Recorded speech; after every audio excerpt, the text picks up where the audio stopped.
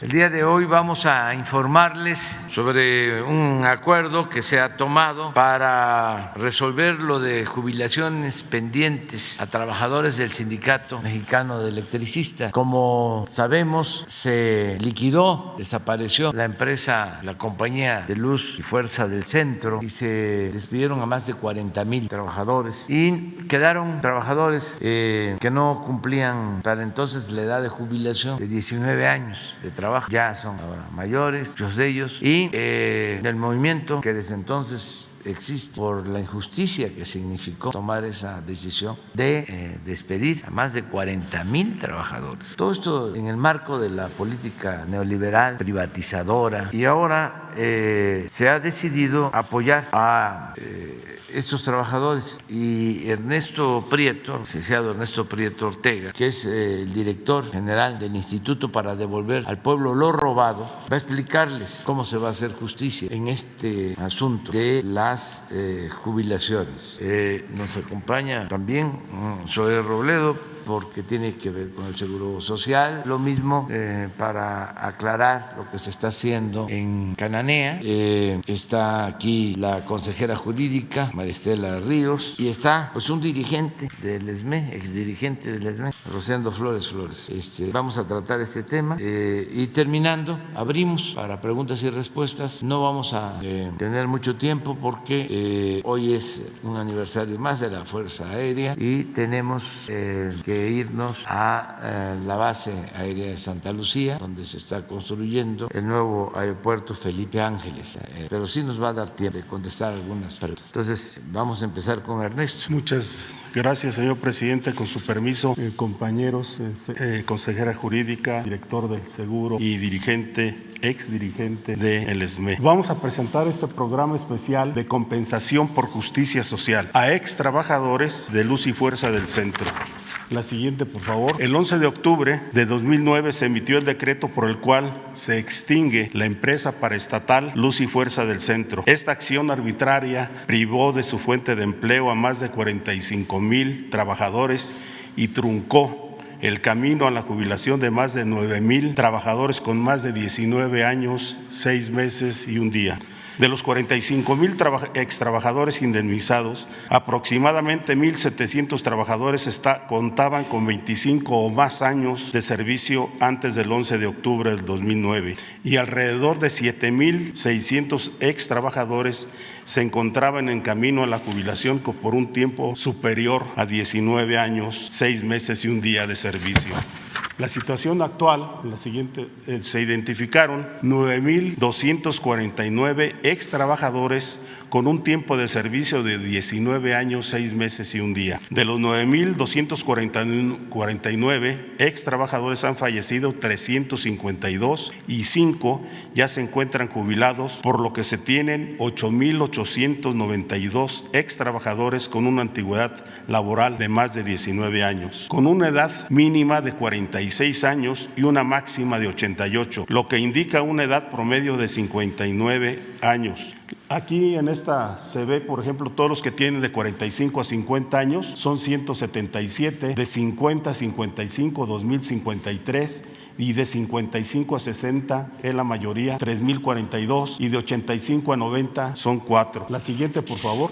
El Gobierno de la República considera de elemental justicia establecer este programa especial de compensación por justicia social a ex trabajadores de la extinta Luz y Fuerza del Centro, que responde a una legítima demanda social para garantizar una compensación a todos aquellos ex trabajadores que al 11 de octubre del 2009 tenían por lo menos 19 años, 6 meses y un día de tiempo de servicio, conforme a los porcentajes señalados en el siguiente cuadro. De 20 Aquí, por ejemplo, en el cuadro de tiempo de servicio, de 20 años se les otorga el 50% de su salario, de 21 años el 60%, de 22 al 70, de 23 al 80 y de 24 al 90, y de 25 a 29 años el 100%. La siguiente, por favor. Los requisitos que deben de cubrir los ex trabajadores para incorporarse a este programa son haber cubierto un tiempo mínimo de servicios en Luz y Fuerza del Centro de 19 años, 6 meses y un día, desistirse ante la Junta Federal de Conciliación y Arbitraje de todos los juicios presentes y futuros contra Luz y Fuerza, Secretaría de Energía, Instituto para Devolver al Pueblo Robado y Luz y Fuerza. Entregar la solicitud correspondiente con la documentación requerida, la cual estará disponible en el portal de internet del Instituto para Devolver al Pueblo lo Robado, así como en el centro de atención en México, Coyoacán. La siguiente, por favor. La compensación mensual con tope máximo de 67,000 pesos, pensión máxima que otorga el Instituto Mexicano del Seguro Social a 8,892 ex trabajadores con tiempo mínimo de servicio de 19 años, 6 meses y un día. La compensación mensual va de un mínimo de 3,200 pesos a un máximo de 67,000 pesos con una media de 12,500 pesos. El presupuesto estimado es de 1,458,6 millones de pesos que aportará el Instituto para Devolver al Pueblo lo Robado. El ingreso promedio mensual sería de 3,200 a 10,000 pesos, 4,270, de 10,000 a 20,000 pesos, 3,673, hasta llegar a 25 personas que serían los que podrían obtener los 67,000 pesos como máximo. La siguiente, por favor. El beneficio del programa es para 8,892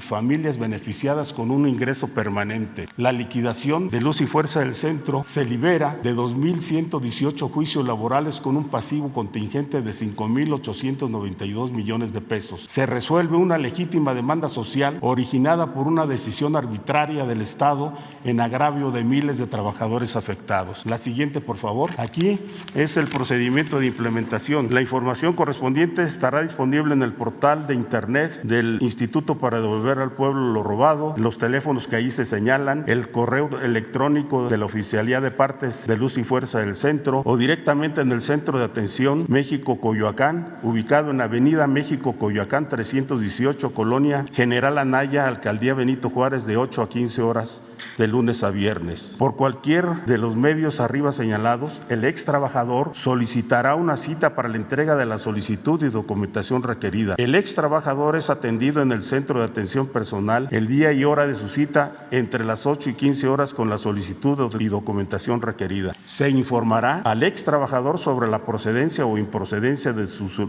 solicitud personalmente, por teléfono o por correo electrónico. En caso de procedencia, se le citará para la formalización de un convenio individual respectivo, previa formalización del desistimiento de los juicios ante la Junta Federal de Conciliación y Arbitraje. Los ex trabajadores con dictamen jurídico de procedencia, desistimiento del juicio y convenio formalizado serán incorporados al programa y al proceso de nómina especial. Una vez aprobado la presente, como ya lo fue, el presente programa, el tiempo que se llevará a cabo para cumplir con su objetivo será de aproximadamente de 4 a 6 meses. Sería todo, señor presidente. Muchas gracias. Con su permiso, señor presidente, muy buenos días a todas y a todos, muy buenos días a quienes nos ven esta mañana.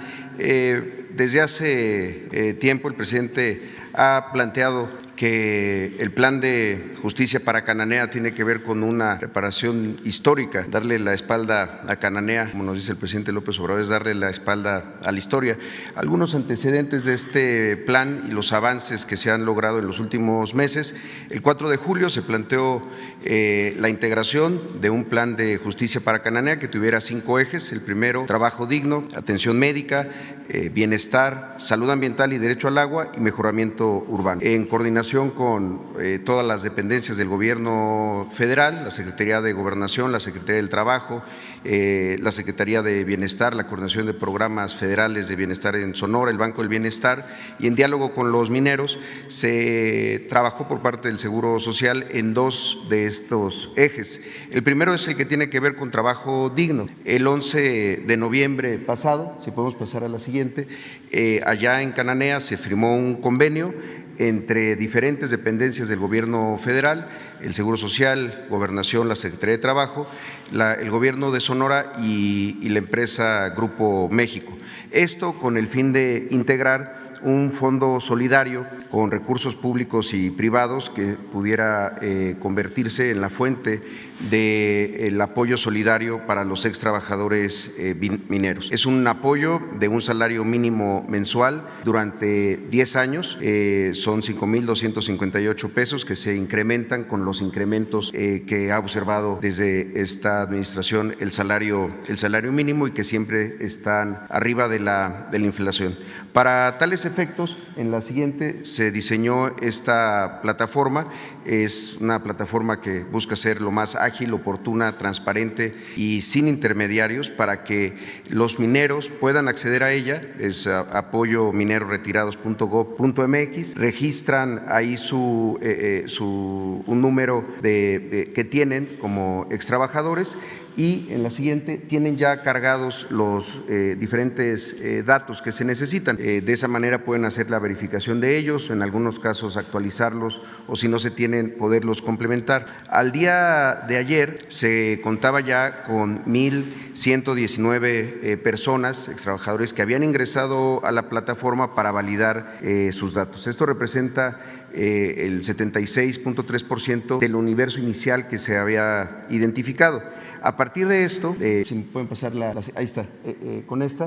A partir de esto, con los registros se puede empezar a activar las tarjetas por parte del Banco del Bienestar para después pasar a hacer la entrega de los plásticos ya con estos recursos, y esa misma tarjeta es la que sirve para los meses siguientes. Hace algunos días, el 2 de febrero, estuvo en Cananea, en la sucursal del Banco del Bienestar, la secretaria Luisa María Alcalde, el gobernador Durazo y diferentes servidores públicos del IMSS, del propio gobierno estatal, entregando las primeras tarjetas. La siguiente. A la fecha se han registrado 826 de ellas, se han activado 693 y ya se hicieron dispersiones de 494 tarjetas. Están ya también otras que están nada más pendientes de la dispersión. Hasta el momento esto ha significado una erogación de 2,597,516 para lo que corresponde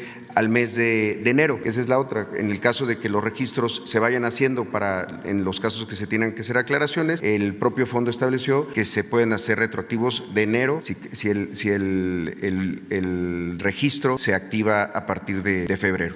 Eso es cuanto al componente de trabajo digno y el avance. Y la verdad que ha sido siempre fundamental el diálogo permanente con los diferentes grupos de mineros retirados allá en Cananea. El segundo tema tiene que ver con las acciones en términos de atención médica. Uno de ellos son 3 elementos que se comprometieron desde junio del año pasado y que ya observan algunos avances. Lo primero es el mejoramiento y el fortalecimiento de esto respecto ya a los trabajadores asegurados, derechohabientes del Seguro Social que trabajan actualmente en Cananea.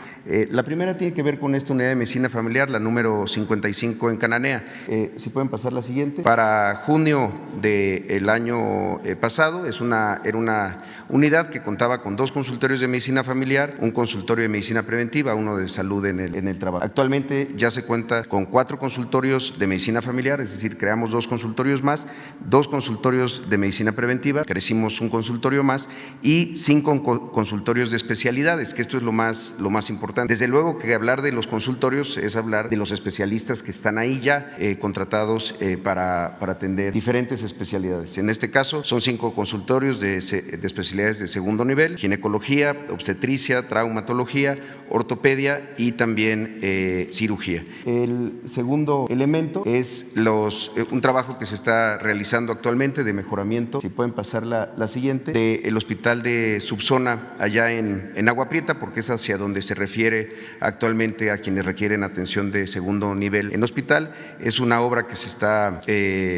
planteando para hacer en el primer semestre de este año, y es un fortalecimiento en la creación de 2 nuevos quirófanos y una sala, ampliar y remodelar el área de postquirúrgica. También hay que decir, en el 2020 se hizo un compromiso en Agua Prieta por parte del presidente López Obrador para crear una nueva unidad de medicina familiar allí en Agua Prieta, y esta entró en funcionamiento desde diciembre del año 2020. Justamente se hizo en un tiempo récord y ya se tiene con 2 consultorios de medicina familiar, 4 consultorios de medicina familiar, y 2 consultorios de enfermera especialista para temas preventivos. Eso es la unidad de medicina familiar número 19.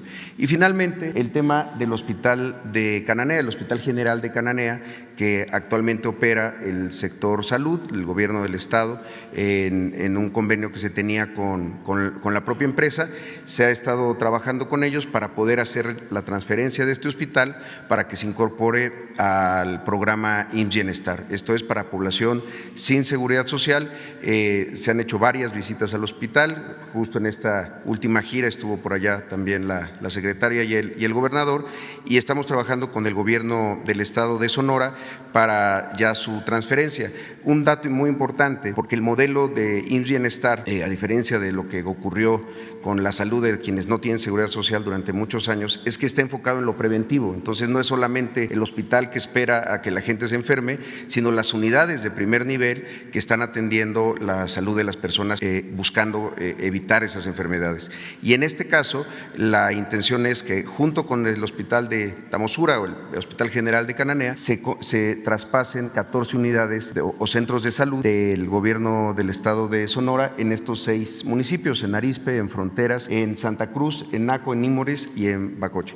Entonces, esto ya convierte en una zona de atención y de servicios que está enfocada a lo que se perdió durante tanto tiempo, la atención primaria de la salud, es decir, la atención preventiva, en este caso para las personas que no tienen seguridad social. Entonces, esos son los avances, señor presidente, de estos 2 componentes del plan de justicia.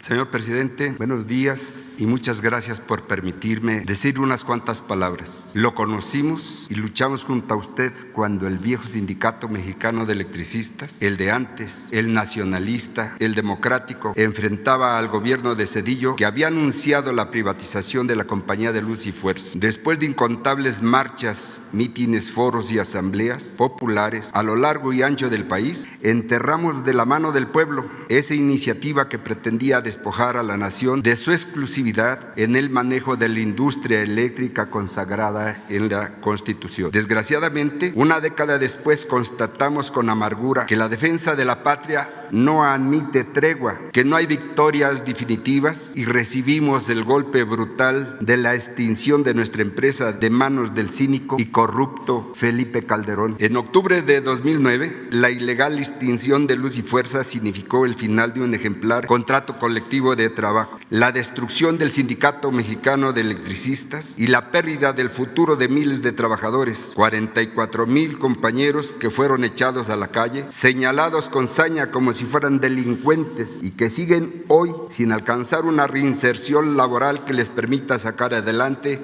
a sus familias. Entonces no hubo nadie que nos volteara a ver. Los periodistas, las televisoras, los articulistas que hoy se quejan de vivir en un país polarizado, miraban nuestra desgracia con indiferencia y hasta aplaudían la decisión cobarde del vendepatrias usurpador de Calderón. Los años siguientes, una historia despreciable de corruptores y corruptos donde el trabajador fue acuchillado y despojado por unos y por otros, hasta este día que será inolvidable para todos nosotros, para los que reciben el beneficio de las jubilaciones, recuperando así un derecho adquirido y largamente anhelado, para nuestras familias que han sufrido tantos años de carencias esperando este día tan glorioso. Gracias, señor presidente, también a nombre de quienes se nos adelantaron en el viaje y no pudieron ver este acto grandioso por el que lucharon hasta el último de sus días. Hoy usted nos demuestra que tampoco hay derrotas definitivas y que la esperanza de una reinserción laboral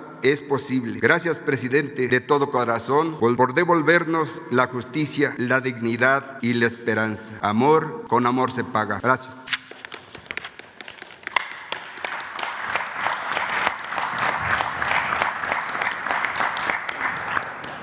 Bueno, pues vamos a abrir para, ¿de acuerdo? 2, la compañera 3, otra compañera 4. Buenos días, señor presidente. Alberto Marroquín Espinosa, de JF Informa desde Cancún, frecuenciacat.com, y desde el portal en Querétaro es ahoraam.com. Señor presidente, ¿a qué obedeció el cambio de control de varios aeropuertos en el país, entre ellos el de Cancún y el de Cozumel en Quintana Roo, los cuales eran controlados por la Guardia Nacional y ahora están bajo la Marina? Bueno, estamos llevando a cabo una reestructuración de todos los sistemas que tienen que ver con migración, aduanas, que podamos dar atención como lo merecen los turistas, los visitantes, y que no haya extorsiones, pero también que no haya pérdida de tiempos, que no tarden mucho en hacer sus trámites y desde luego evitar la corrupción, el contrabando, el que las aduanas no estén controladas por delincuentes, ni de la llamada delincuencia organizada, ni de la delincuencia de cuello blanco. Entonces, todas las aduanas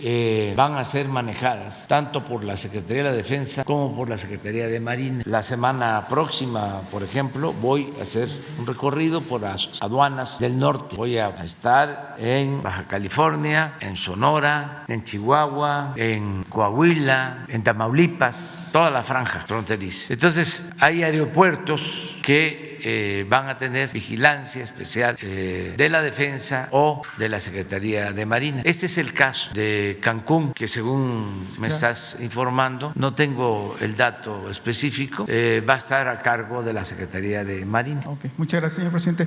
Siguiendo el tema de reforma laboral, de justicia, acabamos de ver unas elecciones del sindicato de Pemex, pero también hay un sindicato independiente en Pemex que como que no se le hace mucho caso, que se llama Petromex, y ha sido muy hostigado por parte de las autoridades de Pemex constantemente, incluso tienen la toma de nota desde 2019, pero realmente hay una injusticia y no es nada más el único caso, el de Pemex, del sindicato de Petromex, ocurre también en otros sindicatos como el tema de... Ahí está el de Nacional Monte de Piedad, que también tiene 1,600 trabajadores, y también con la reforma de 2019 también se creó un sindicato independiente y lo mismo le ocurren a ellos, ¿no? O sea, ese hostigamiento por el sindicato mayoritario. Entonces, a veces ellos quieren cómo recurrir, qué hacer ellos cuando hay ese hostigamiento por parte de, a lo mejor de esos directores que tienen temor a ese sindicato mayoritario. ¿Qué opinión le merece para eso? Pues hay que denunciarlo, lo que estás haciendo aquí. En este caso, la secretaria del Trabajo, Luisa María Alcalde, va a atenderlos y tenemos que evitar que haya antidemocracia en los sindicatos. Ahora estamos iniciando una etapa nueva. Algunos no les pareció lo del resultado de la elección en el sindicato petrolero, pero fueron los trabajadores, ellos tomaron la decisión. Y repito lo que decía Hidalgo y usaba mucho el presidente Juárez: el pueblo que quiere ser libre lo será. Y así como en el caso del sindicato petrolero se optó por votar en favor de un candidato, así también ahora, porque estamos viviendo un tiempo nuevo completamente. En el caso de Guanajuato, en un recuento sindical, no ganó el sindicato que tenía tiempo a cargo del contrato colectivo, ganó un sindicato independiente. Entonces ya estamos viviendo tiempos nuevos, pero nosotros no podemos suplir la decisión, la voluntad de los trabajadores. Nosotros auspiciamos que haya democracia y el ciudadano, el trabajador, tiene que hacer valer sus derechos, tiene que ejercer a plenitud su libertad. Por eso vamos a ir avanzando y no se van a permitir injusticias en el sector de los trabajadores. Antes no era así. Antes la Secretaría del Trabajo y el gobierno estaban tomados, secuestrados por los que se sentían dueños de México. La Secretaría del Trabajo la dominaban los potentados. Esto para los jóvenes, porque a lo mejor piensan que así como ahora era antes. No, lo que pasa es que va a tener mucho trabajo la academia ahora, las universidades, para investigar. Son temas de estudio, de análisis, de reflexión, cómo se manejaban los sindicatos, cómo desde el gobierno se decidía quién iba a ser el dirigente sindical, cómo se decidía desde el gobierno desaparecer, destruir construir sindicatos como el SME, lo que estamos ahora aquí recordando. Era uno de los sindicatos, sigue siendo, pero era un sindicato ejemplar, democrático. Yo llegué a decir en su momento que era el sindicato más democrático de México en los tiempos del autoritarismo, de la antidemocracia. Era lo único, era un ejemplo a seguir. Los trabajadores elegían a sus dirigentes. Esto que ahora queremos que se haga hábito en el país, pues era lo que hacía el SME. Luego el sindicato o la coordinación magisterial democrática, la CENTE y otros, pero muy pocos, sindicatos independientes, los sindicatos universitarios. Pero todo eso se fue apagando, lo fueron aplastando durante el periodo neoliberal. Entonces ahora tiene que resurgir el sindicalismo democrático, dirigentes que defiendan realmente a los trabajadores, que no sean impuestos por el gobierno, pero es un proceso que afortunadamente ya comenzó. En este caso, ¿qué denuncias? La Secretaría del Trabajo tiene que participar y decirles a todos que cuenten con nosotros y que vamos a seguir apoyando para que se garanticen los derechos laborales. Siguiendo el temas de transparencia, en diciembre le había comentado que en Querétaro se había llevado una declaración patrimonial que la promovió el gobernador Mauricio Curi, el 5 de 5, y en ese momento en las siguientes semanas se sumaron 2 municipios más, el de Querétaro y el de Corregidora, en este caso de Luis Nava y de Roberto Sosa, pero son 18 municipios en el estado de Querétaro y ahí causa un poco de ruido porque no se han sumado los demás municipios como el Marqués, San Juan del Río a esta iniciativa de transparencia y como usted siempre ha dicho, ¿no? Que para que la vida sea más pública, ¿no? ¿Qué opinión le merece? Y ojalá a lo mejor otros municipios del país o otros estados se sumaran a ese tipo de iniciativas, ¿no? De mejora y de transparencia, ¿no? Yo espero que sí, que se extienda esta propuesta, que haya cada vez más transparencia y creo que hay condiciones de hacerlo en Querétaro. El gobernador Mauricio Curi quiere hacer las cosas bien en Querétaro y contaría con el apoyo de nosotros siempre y es buena la relación que tenemos con él y hay que seguir impulsando estas iniciativas. Gracias. Señor presidente, bueno, también hace como un mes le comenté el tema del Parque El Cimatario, pero ahorita me comenta que hay un decreto de área natural protegida, ya está el decreto que ya se presentó incluso a la unidad coordinadora de asuntos jurídicos de la Semarnat y ahí me comenta que tiene un año ahí ese documento, nada más está para que usted lo firme y se declare lo que es el área natural protegida de Peña Colorada, que son 5,000 hectáreas, que la verdad que es un pulmón que nos hace falta mucho en Querétaro. Ojalá lo pueda retomar la secretaria de Medio Ambiente en Querétaro. Sí, lo vemos. Desde el anterior gobierno estatal nos los plantearon. Es algo parecido a lo que se llevó a cabo en San Luis Potosí, exacto, en la Sierra de San Miguelito. Algo parecido. Hay que seguir protegiendo las áreas verdes, los bosques, el medio ambiente. Y lo vamos a hacer. Gracias. Y le vamos a pedir un informe a la secretaria de Medio Ambiente. Y ya nada más para terminar, en 2 denuncias ciudadanas, hay un tema en un ejido de San Juan del Río que se dio 18 hectáreas al municipio de San Juan del Río desde el 96 y desde 2003 metió juicio porque no le han pagado. Ojalá nos pueda apoyar para que el presidente municipal de San Juan del Río, pues, de hecho el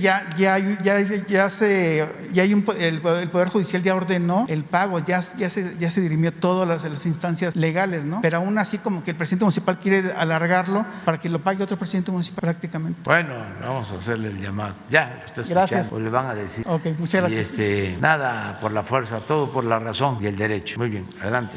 Buenos días, señor presidente. Buenos días, consejera, maestro Robledo, director, don Rosendo. Buenos días a todas y a todos. Diego Elías Cedillo, Tabasco Hoy, Campeche Hoy, Quintana Roo y Diario Basta de Grupo Cantón.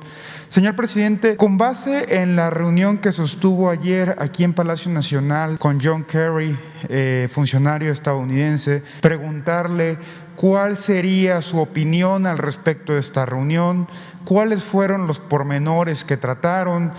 Derivado del tuit que subió ayer, si tuvo oportunidad de mostrarle la Plaza de la Constitución en su conversación. Y también, presidente, si platicaron al respecto de invitar al presidente de Estados Unidos, Joe Biden, aquí a México para que tenga oportunidad de conocer el país. Gracias, presidente. Bueno, fue muy buena reunión con el señor Kerry. Él es el responsable, encargado, representante del presidente Biden para todas las acciones en favor del medio ambiente sano, sobre todo para enfrentar el fenómeno del cambio climático. Entonces platicamos sobre los proyectos de México, cómo estamos actuando de manera responsable, y también hablamos de la iniciativa de reforma eléctrica, explicándole por qué se está presentando esta iniciativa que está en el Congreso y que los legisladores van a decidir en su momento si se aprueba o no. Y fue pues una conversación muy amable, respetuosa, y nos dio tiempo para pues mostrarle el Palacio Nacional, los salones del Palacio Nacional, lo extraordinario que son los murales que pintó Diego Rivera, que es algo único, espléndido, arte, cultura, que no se ve en otras partes. Entonces recorrimos parte del palacio y fue muy buena conversación, y quedamos en seguirnos reuniendo para trabajar juntos de forma respetuosa. Le aclaramos de que estamos a favor de las energías limpias y en contra de los negocios sucios, y que vamos a convencer y a persuadir de que a todos nos conviene que no se debilite, que no se socave, que no se destruya la Comisión Federal de Electricidad, que tenemos que defender esa empresa pública, porque gracias a esa empresa pública se electrificó México hasta los pueblos más apartados, y que esa empresa pública ahora está garantizando que no aumenten el precio de las tarifas, no aumenten los precios, el cobro de tarifas domésticas, que tenemos el compromiso que no se incrementen los precios de las tarifas, y que sí existe una polémica porque consideramos nosotros que se le dio preferencia en la llamada reforma energética a las empresas particulares, sobre todo extranjeras, y que es injusto que reciban subsidios del presupuesto público, que es dinero del pueblo, para que ellos obtengan energía eléctrica barata, mientras los consumidores tengan que pagar más por la energía eléctrica, o que se utilice dinero del presupuesto público, que es dinero de todos, para favorecer a particulares, a corporaciones comerciales, económicas, y que pues tampoco es justo que se engañe con el hecho de que todas las empresas producen energía eléctrica y que están en un sistema de autoabasto que recibe un trato preferencial, mientras la Comisión Federal de Electricidad pues se fue quedando rezagada, porque el propósito era que el mercado eléctrico lo manejara solo el sector privado, que no interviniera el sector público. Pues por eso eliminaron a la compañía eléctrica del centro, por eso el despido de los trabajadores. Ese es un plan que venía de tiempo atrás, y por eso también no invirtieron en la Comisión Federal de Electricidad, fueron cerrando plantas, dejando que se convirtieran en chatarra, y llegaron al extremo de legislar para que no se considerara energía limpia la energía que se produce con agua, para limitar la producción de las hidroeléctricas, los que tienen más edad, y esto también para los jóvenes que vayan conociendo cómo se fue desarrollando nuestro país. Durante muchos años México tuvo tasas de crecimiento del 6% anual, se llegó a conocer como el periodo del milagro mexicano. En ese entonces era secretario de Hacienda, cuando menos lo fue en 12 años, Antonio Ortiz Mena. Se llamó también desarrollo estabilizador, y se invirtió mucho en obras públicas, se hicieron grandes presas durante todo este periodo, se electrificó pues el país, quedaron 60 hidroeléctricas, pero resulta que con la política neoliberal estas empresas y otras empresas públicas o se privatizaron o se abandonaron para darle la preferencia por completo al sector privado. Entonces esto produjo desequilibrios y mucha corrupción, mucha corrupción. Entonces todo esto se lo explicamos, y yo pienso que lo entienden bien, y vamos a seguir manteniendo muy buenas relaciones. Eso es lo mismo como el comentario que hice ayer sobre la relación con España. Aprovecho para aclararlo. Nosotros somos muy respetuosos del pueblo español, tenemos relaciones íntimas con el pueblo de España, pero en los últimos tiempos, durante el periodo neoliberal, empresas españolas apoyadas por el poder político, tanto de España como de México, abusaron de nuestro país y de nuestro pueblo. Nos vieron como tierra de conquista, eso fue lo que dije ayer, al grado que en cada sexenio había una empresa favorita de España. Iberdrola fue tratada con privilegios que nos afectaron. Cuando vino el presidente del consejo de esta empresa y hablamos, él pues no entendiendo de que ya son otros tiempos, me insistía de que todo lo que hacían era legal. Pues sí, porque llevaron a la práctica una política caracterizada por el influyentismo, al grado de que la Secretaría de Energía, o mejor dicho, la secretaria de Energía, pasó a ser directiva de esta empresa. Y el presidente Calderón, el que desapareció la compañía de Luz y Fuerza del Centro y despidió a más de 40,000 trabajadores, terminó su mandato y fue a trabajar a Iberdrola, al Consejo de Administración. Y desde luego, pues esto significó que Iberdrola se convirtiera en una especie de monopolio en México y recibiera un trato privilegiado. Entonces nos han ofendido a los mexicanos, porque no solo es el que trabajen los altos funcionarios con estas empresas, sino lo que nos cuesta este tipo de relación. Estamos hablando de subsidios, dinero del presupuesto que es de todos los mexicanos, que en vez de usarse para sacar de la pobreza al pueblo, se usaba para favorecer a estas empresas. Ayer hablábamos también de Repsol. Solo el análisis de cuánto se llevaron los de Repsol de México en el gobierno de Calderón, solo de cuánto dinero del presupuesto público lo obtuvieron y se llevaron de México, ayudaría a comprender de que fue un abuso. Lo de OHL era la empresa favorita en el sexenio pasado, también española. Todo el influyentismo en el manejo del turismo hasta lo más alto del poder de España y de México. Entonces, lo que dije ayer es: vamos por el bien de nuestros pueblos a tener una pausa. No hablé de ruptura. No, dije, vamos a serenar la relación, que ya no se está pensando de que se va a saquear a México impunemente. Ya eso pasó, es una falta de respeto, deberían de ofrecer hasta disculpas. No lo han hecho, no importa, pero vamos a entrar a una etapa nueva, despacio. Y repito, no es ruptura, no es nada más decir, ha pasado esto y el pueblo de México debe saberlo, y el pueblo de España, porque no es fobia o xenofobia, es que tenemos que respetarnos. Y lo mismo en el manejo político. Yo nada más recuerdo que ahora se rasgan las vestiduras por lo que dije, y el que era el presidente del Consejo de Bancomer, que pertenece ahora a empresarios españoles, que era presidente en la campaña pasada, se pronunció en contra mía diciendo que yo era un populista. El presidente del principal banco español en México, incluso el principal banco extranjero que actúa en México, pues cómo se sentían los dueños del país. Entonces ahora se sorprenden. Pues no hay ninguna ruptura. Si hace falta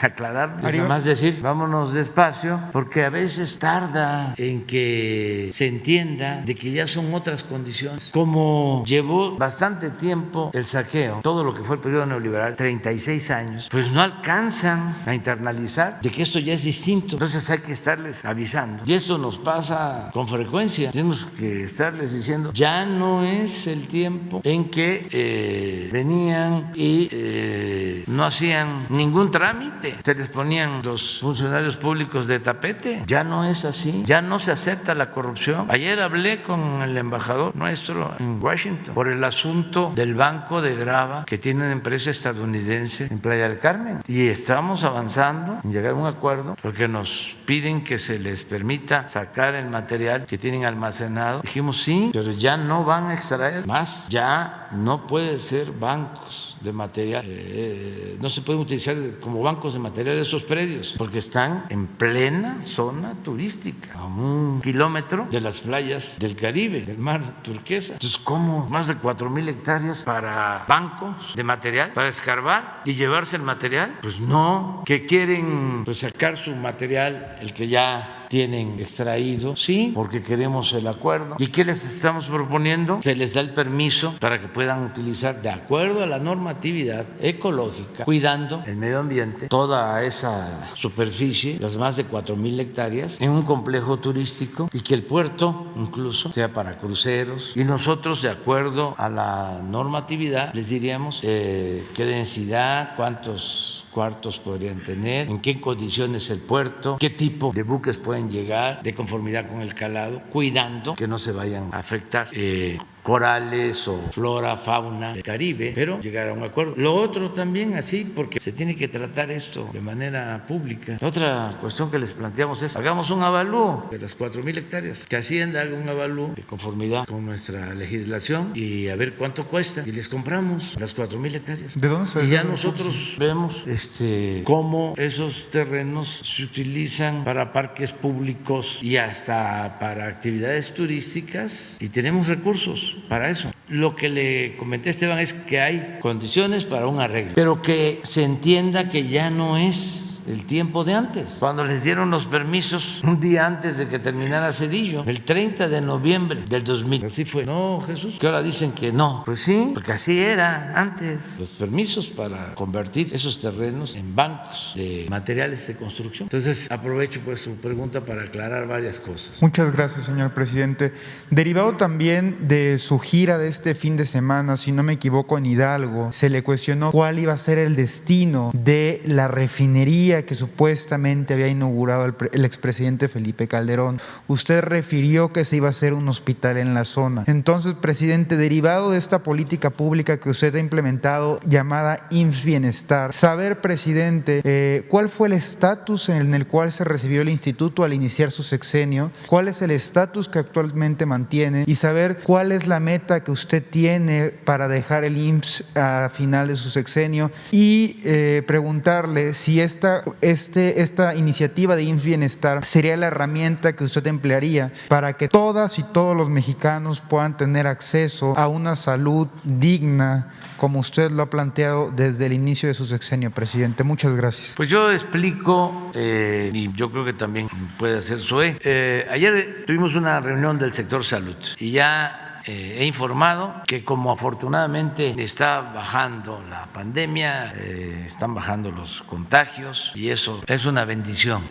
Ahora nos estamos metiendo a fondo para mejorar todo el sistema de salud pública. Es un compromiso y ya iniciamos los trabajos. Cuando comenzó el gobierno, lo primero que hice fue recorrer los hospitales del IMSS Bienestar. Visité 80 hospitales con este plan de garantizar a todo el pueblo el derecho a la salud, sobre todo a los que no tienen seguridad social, los que no tienen ni ISSSTE ni seguro, a la población abierta, a todos. Nos llega la pandemia y tuvimos que actuar de emergencia, pero afortunadamente decía ya está pasando, entonces estamos retomando de nuevo, aunque siempre estuvimos atendiendo el plan para fortalecer el sistema de salud pública del país. Es un compromiso, va a ser uno de los mejores sistemas de salud pública del mundo. Ese es el compromiso. Y ya iniciamos haciendo visitas, centro de salud por centro de salud, unidad médica por unidad médica, hospital por hospital. O sea, no trabajo de oficina, de escritorio, sino de territorio. Entonces hay brigadas, esto lo explica Zoé, se va a un estado, a todos los centros de salud, todos los hospitales, y se hace un levantamiento sobre cómo está la infraestructura, cómo están los equipos, si hay médicos, cuántos faltan, en fin, todo un diagnóstico. Ya se llevan 12 estados y Sonora va a incorporarse, van a ser 13. Ya se está haciendo este diagnóstico, este inventario. Va a significar contratar médicos, contratar especialistas, ordenar todo el sistema de pago de los trabajadores del sector salud, una especie de nómina única, federalizar la nómina, que no les falte los sueldos, las prestaciones, que no haya demora en el pago, sino que tengan su tarjeta todos los trabajadores y que cobren puntual y que tengan sus prestaciones. Todo esto ya lo estamos trabajando.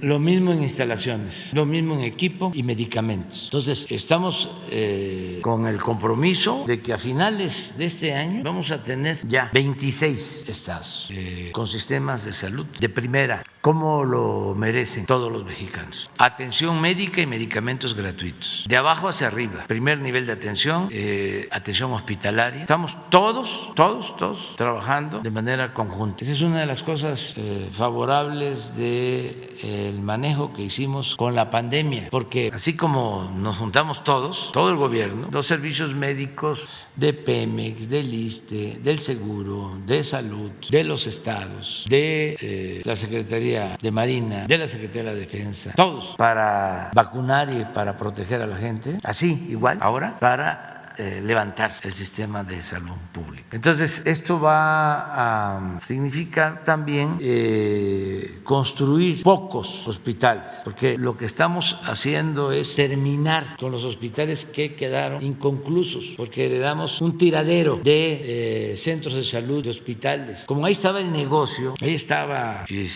la corrupción, construían sin planeación, sin tomar en cuenta que construir un hospital significa operarlo y que si un hospital cuesta 1,000 millones, el gasto de operación puede significar 1,000 millones más, pero a ellos no les importaba la operación, si iba a funcionar el hospital, si iba a tener los médicos, si iba a tener los especialistas, si iba a tener los medicamentos, no, ellos iban por la construcción, por el dinero y por la venta de las medicinas, como lo hacían, pues se robaban el dinero de las medicinas, una gran complicidad hasta de medios de información. Por cierto, aquí abro un paréntesis para preguntarles si ya informó Loret de Mola cuánto gana y quién le paga. ¿No ha dicho nada? Bueno, vamos a seguir esperando. Cierro el paréntesis. Entonces, estamos mejorando el servicio de salud entre todos y tenemos que hacer, decía, no son muchos porque tenemos que concluir los que encontramos en proceso, pero sí hay algunos que se requieren. Por ejemplo, el hospital de Tula, que se afectó por completo con la inundación. Estaba en una parte baja, desbordó el río Tula y se inundó por completo y hay que hacer el nuevo hospital del seguro. Entonces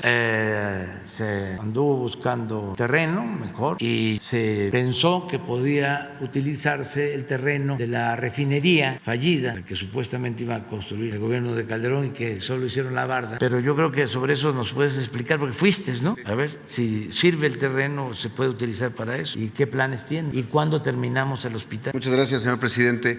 Sí, efectivamente, sobre el tema del hospital de Tula se hicieron 3 diagnósticos muy rápido. En uno participó la Organización Panamericana de la Salud, el propio interno del Seguro Social y Protección Civil, para determinar que la necesidad de sustituir el hospital. Pero en esa sustitución se veía también una oportunidad para crecer ese hospital, es decir, pasar de un hospital de 60 camas a uno mucho más grande, de 114 camas, que no es solamente en la dimensión de la hospitalización, sino también en el número de especialidades que puede tener. Toda esa zona, desde por los temas de la cooperativa Cruz Azul, pues ha tenido siempre un crecimiento de la derechohabiencia muy importante, pero que en este sentido también puede construirse desde el inicio con un modelo, como lo ha planteado el presidente, que pueda atender también a personas sin seguridad social con este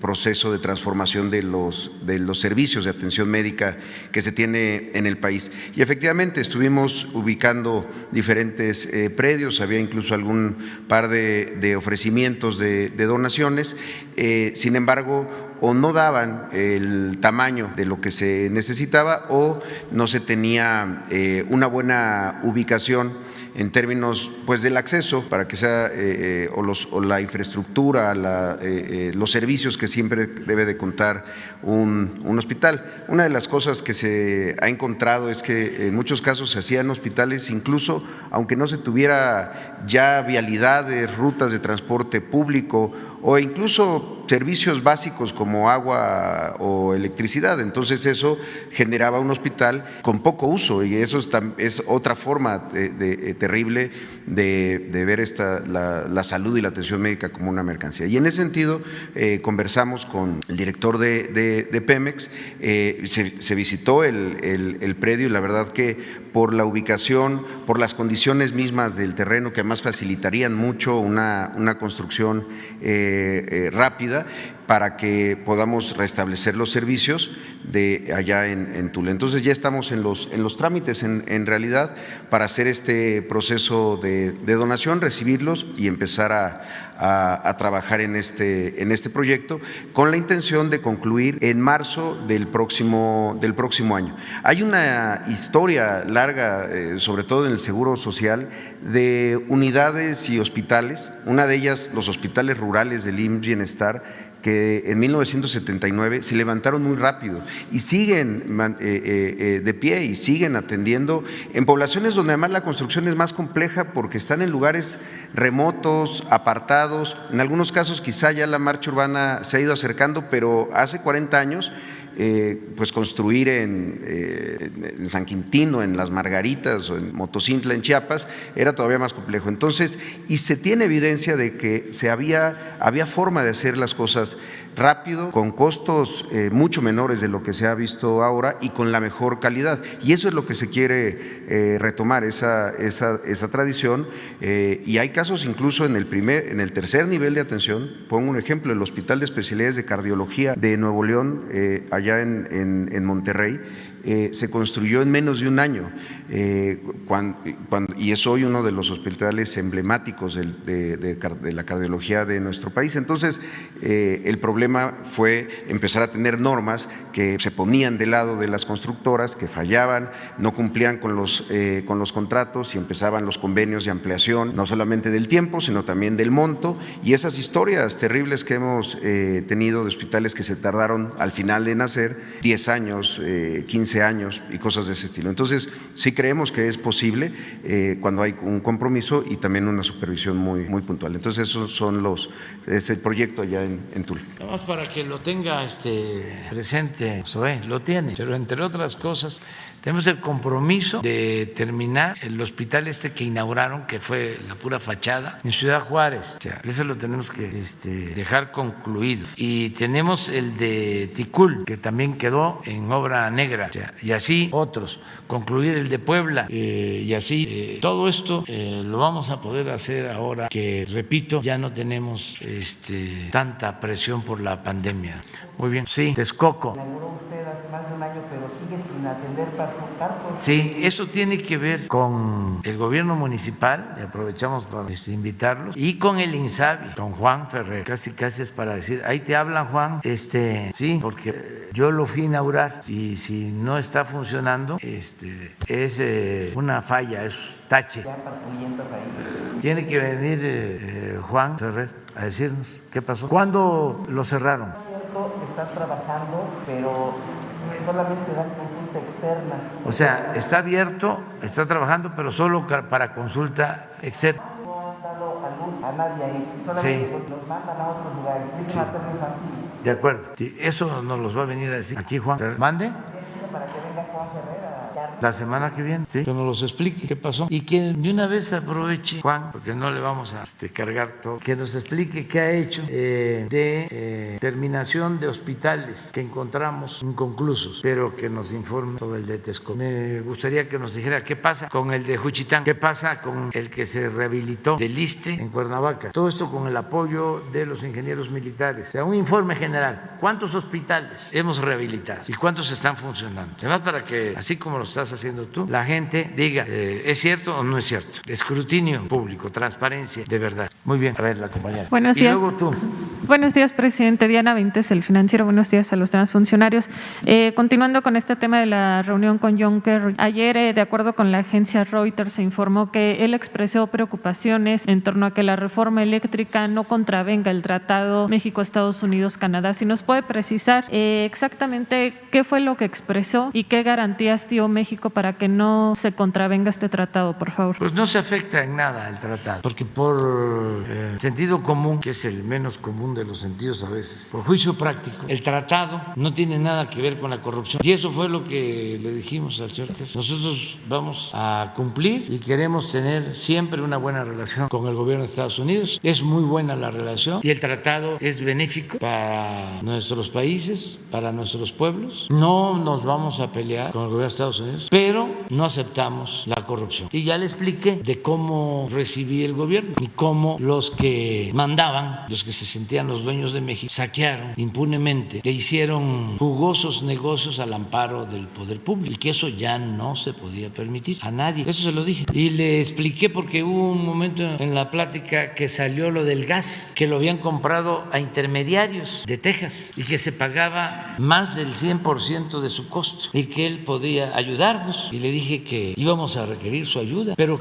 los que habían llevado a cabo esa compra de gas eran los los mismos que ahora se oponían a la reforma eléctrica. Y le expliqué cómo engañaron para hacer ese negocio fraudulento, para obtener ese contrato leonino. Le expliqué de que engañaron, de que iban a construir 12 terminales de generación de energía, 12 termoeléctricas, y que requerían gas. No hicieron ni una sola termoeléctrica y sí contrataron el gas a precios elevadísimos, al grado que tenemos ahora el doble del gas que necesita el país y tenemos, en efecto, que vender ese gas a menor precio porque si no tendríamos que pagar todo el gas contratado sin usarlo. Entonces fue muy buena la conversación en estos términos. Entonces, a veces son buenas estas pláticas para poner en contexto a gobernantes. Cuando escuchan eso, comprenden, porque si van los traficantes de influencia, los delincuentes de cuello blanco, a hacer lo que se llama lobby a Estados Unidos o a otros países, pues ¿qué dicen? Se está violando el Estado de Derecho, se quiere expropiar la industria eléctrica, no hay garantías para la inversión en México, no tenemos confianza. En este país, y lo saben los inversionistas, ya hay un auténtico Estado de Derecho, hay condiciones de legalidad, hay gobernabilidad, hay paz, hay tranquilidad, hay muchísimas posibilidades de hacer negocios legales, legítimos. México es de los países más atractivos para la inversión foránea y no hay corrupción, no se permite la corrupción. Cuando hablamos de estas empresas extranjeras, estábamos hablando de las españolas, pues no se contrataba nada, todo se arreglaba arriba. Les comentaba yo ayer de que cuando le tocaba a una empresa de Carlos Slim competir con una empresa española, OHL, perdía la de Slim y se atrevían a alegar o a sostener de que no le daban el contrato a la de Slim, aunque ofrecía mejor precio, porque la empresa de Slim no contaba con solvencia económica. Pero esto es real, porque ya había la consigna de darle el contrato a OHL y así había la consigna de darle los contratos a Repsol. ¿Ustedes creen que cuando contrató la Comisión Federal de Electricidad, en la época de Calderón, con Repsol, la compra de gas del Perú, un contrato de 26,000 millones de dólares, se licitó? Lo que diga mi dedito. Fue así. Les decía yo que todavía no se hacían ni siquiera los trámites para la compra del gas y ya los de Repsol ya sostenían con el gobierno del Perú de que necesitaban el gas porque ya lo tenían vendido en México, que por cierto hubo un derrame de petróleo de Repsol en Perú y ojalá y limpie las costas de Perú, que se cuide el medio ambiente. Entonces fue muy buena la plática con el señor Kerry. Él es una gente decente y estuvo también el embajador Ken, porque pues como declaró de que hacía falta la reforma energética, le cayeron encima. Ayer le decía yo, Ken, aguanta, el pueblo se levanta. Porque hay una mala costumbre. O los corruptos que no están acostumbrados a hacer negocios lícitos con utilidades razonables, sino están acostumbrados al saqueo, a no pagar impuestos. Entonces hay esa muy mala costumbre, ¿no? Pero pues yo estoy recomendando mucho a todos los que se dedican a la diplomacia, incluso no solo a los diplomáticos estadounidenses y servidores públicos o funcionarios de Estados Unidos y de otros países, sino también a nuestros diplomáticos internacionalistas, porque hay algunos que son muy serviles, que no actúan de conformidad con los principios de nuestra política exterior y se acostumbraron en el periodo neoliberal a la sumisión. Ahora con esto de España, estos internacionalistas mexicanos se sintieron ofendidos porque planteé lo de la pausa. Dice, eso no existe en el lenguaje de la política exterior. Pues sí, pero ¿cómo se entendió? Re bien, y si no, ya lo estoy explicando. No es ruptura de relaciones y no es contra el pueblo español, es nada más una protesta respetuosa, fraterna, por los abusos y agravios cometidos en contra del pueblo de México y de nuestro país. Presidente, ¿y quién integraría de parte de México este grupo de trabajo que se acordó para trabajar en energías limpias? La Secretaría de Relaciones Exteriores. Nada más. Marcelo Ebrard, sí. Y se quedó en tener un documento de entendimiento en un mes. Presidente, y nada más precisar, bueno, ya que explica, que aclara esto de... pero no terminé de decir que recomendaba yo que se leyera el libro sobre las memorias de Joseph Daniel, que fue embajador de Estados Unidos en México cuando gobernaba el presidente Franklin Delano Roosevelt y en México el general Cárdenas. Entonces Daniel, en los años 20, antes, cuando fue presidente de Estados Unidos Woodrow Wilson, fue secretario de Marina de Estados Unidos y fue jefe del que después sería presidente de Estados Unidos, de Roosevelt. Entonces nosotros tuvimos la suerte, los mexicanos, de que cuando Roosevelt llega a la presidencia, nombra embajador en México a quien había sido su jefe, con el que tenía muy buena relación, además que era un hombre extraordinario, de los mejores embajadores, así como hay un Wilson que es preferible olvidar, el peor embajador que ha visto Estados Unidos en México. ¿Cree que así Daniel fue de lo mejor en un momento muy difícil de la relación, cuando el presidente Cárdenas tomó la decisión soberana de expropiar el petróleo, de recuperar el petróleo que está en manos de extranjeros. Entonces hubo entendimiento y Daniel comprendió perfectamente al gobierno de México. Y en ese libro de memoria que escribió habla de la relación en aquel entonces de Estados Unidos con México. Entonces lo recomiendo mucho y repito, no solo a los diplomáticos extranjeros, a los nuestros, para que entiendan mejor cómo debe ser la política exterior. ¿Cree que esta declaración en torno a España afecte las inversiones, dado que es el segundo país que más invierte en México? No. ¿Y cuál sería entonces la tarea de Quirino Ordaz una vez que llegue ya como embajador de México? Pues tiene muchas tareas, la relación económica, lo que tú planteas, la relación comercial, buscando siempre que toda nuestra relación con España y con cualquier otro país se dé en términos de respeto y de honestidad. Eso es todo, básicamente. Me tengo que ir, me vas a esperar, lo siento mucho, pero nos ponemos de acuerdo. Mañana, que nos vamos a Sonora el lunes, es lunes, además, quédate el fin de semana, la Ciudad de México el fin de semana, y bueno, siempre, pero es bellísima. Bueno, de acuerdo, nos estamos viendo.